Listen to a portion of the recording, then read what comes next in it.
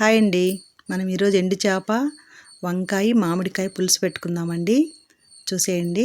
మనము ముందుగా స్టవ్ వెలిగించి ఒక బాండిల్ పెట్టుకొని బాండిల్ కొంచెం హీట్ ఎక్కాక ఆయిల్ వేసుకుందామండి.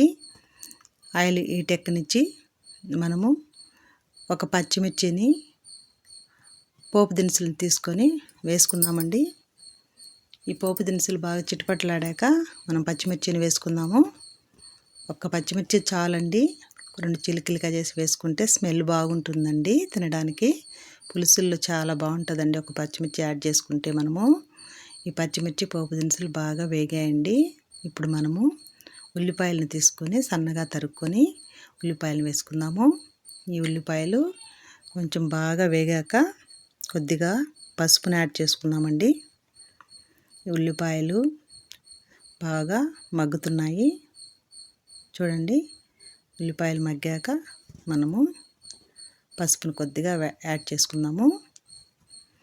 పసుపును యాడ్ చేసుకున్న తర్వాత ఒకసారి అటు ఇటు కలుపుతూ సన్నగా తరిగిన టమోటాలు మనం వేసుకుందాము.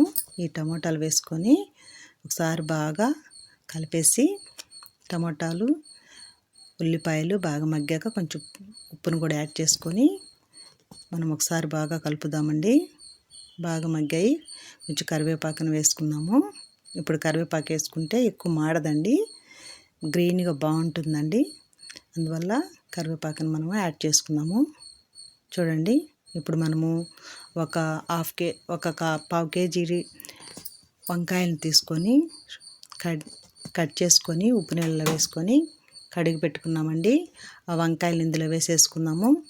ఒకసారి బాగా వేసుకున్న తర్వాత అటు ఇటు కలుపుదామండి. బాగా కలిపేసి ఒక 5 మినిట్స్ అలాగే మూత పెట్టేసి వదిలేస్తామండి. బాగా వంకాయలు నూనెలో బాగా మగ్గుతాయండి.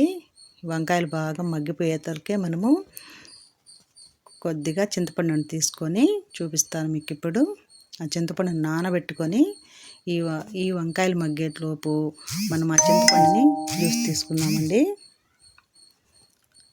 చింతపండు జ్యూస్ తీసుకొని ఒకసారి బాగా దాంట్లో గింజలు పీచులు ఏం లేకుండా వడగట్టుకొని ఇంకొక గిన్నెలో పోసుకుందాము.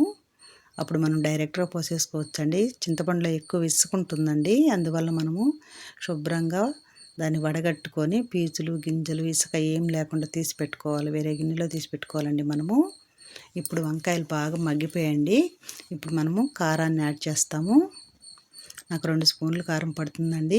మీకు ఎంత అవసరమో అంత వేసుకోండి. నాకు 2 స్పూన్లు సరిపోతుందండి.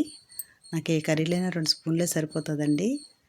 ఇప్పుడు ఒకసారి కలిపి అటు ఇటు చూడండి, ఎలాగ కలిపితే మనకు కారం బాగా పడుతుంది. ఉప్పు కారం పసుపు అన్నీ బాగా పడతాయండి.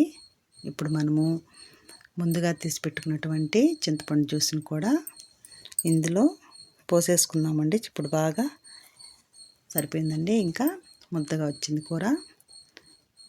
ఇలా ముద్దగా వచ్చినప్పుడే మనము ఇప్పుడు ఈ సమయాల్లో చింతపండుని యాడ్ చేసేసుకుంటాము. లోపు మనం మామిడికాయని కట్ చేసి పెట్టుకుంటాము. మనకు పులుసు కొద్దిగా తెల్లాక మనము ఆ మామిడికాయ ముక్కలు కూడా యాడ్ చేసుకుంటాము. చూడండి, చింతపండు మీకు చూపిస్తున్నానండి. ఆల్రెడీ నేను జ్యూస్ తీసి పెట్టుకున్నానండి. ఈ జ్యూస్ను కూడా చూసి పోసుకోండి. కింద ఇసుకుంటుందండి, అలా తీసేసేయండి. ఎంత కడిగినా ఇసుకుంటుందండి చింతపండులో. ఇప్పుడు ఒకసారి కలిపేసి మూత పెట్టుకుందామండి. మూత పెట్టుకుంటే మనకు పులుసు బాగా తెల్లుతుంది.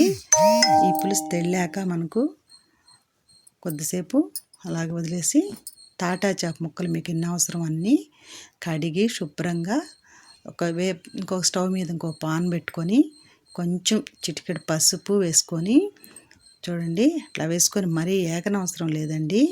జస్ట్ కలర్ చేంజ్ అవుతాయి, నీసువాసన ఉండదండి. ఇలా చేసుకుంటే నేను ఇలానే చేసుకుంటానండి. చేపలు కానీ చికెన్ కానీ ఏమైనాను డైరెక్ట్గా వేసేనండి.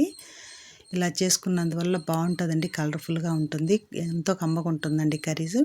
చూడండి, ఎక్కువ వేగనవసరం లేదండి. మనం ఊరికే అలా తిప్పి కలర్ చేంజ్ అయినాక మనం ఈ పక్కన పెట్టేసుకుందాము.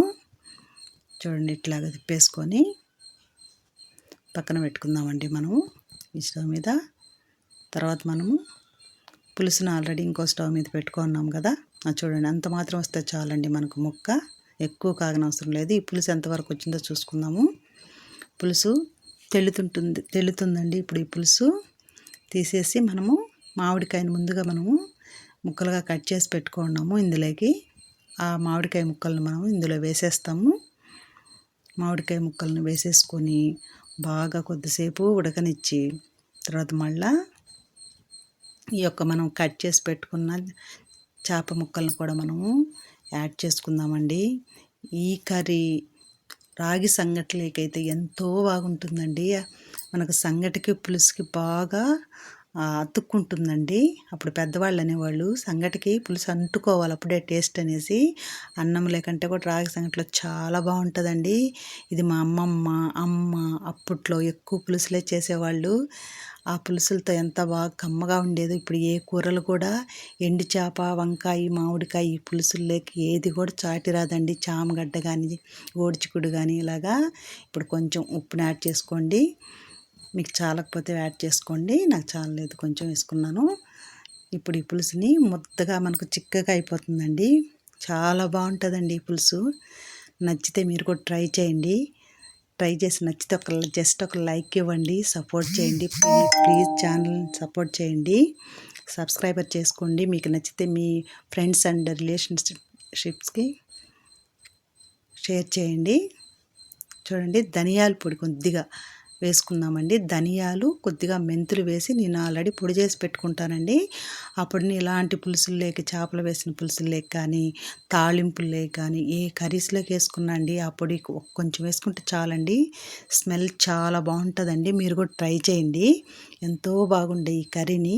నచ్చితే ఒక లైక్ చేయండి, సబ్స్క్రైబ్ చేసుకోండి. థ్యాంక్ యూ అండి. షేర్ చేయండి, సపోర్ట్ చేయండి.